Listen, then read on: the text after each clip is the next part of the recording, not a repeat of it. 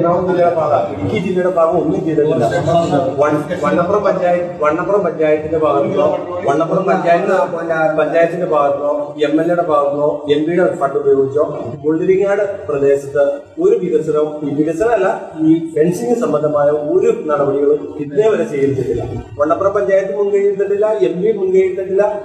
ഞാൻ UDF കാരനാണ്, എന്നാലും ഞാൻ പറയുക, വണ്ണപ്പുറം പഞ്ചായത്ത് UDF അതിൽ മുൻകൈയെടുത്തിട്ടില്ല, ഒന്നും ചെയ്തിട്ടില്ല. അല്ല, ഇത് നമ്മളൊരാള് മരിച്ചു പോയി പിന്നെ ഇനി ആരോട് പറയും?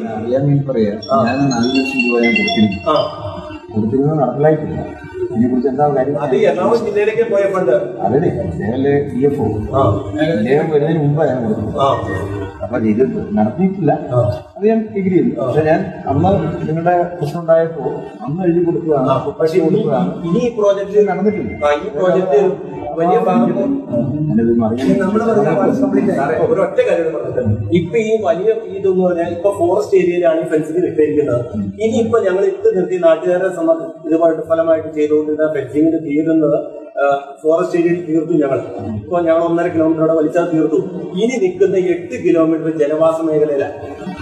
ഇനി ആരും എപ്പോഴും ഇത് ചെയ്യുന്നത് ജനവാസ മേഖലയിലേക്ക് 8 കിലോമീറ്റർ ഇറങ്ങാൻ. അത് ഏത് നിമിഷമായിരിക്കും.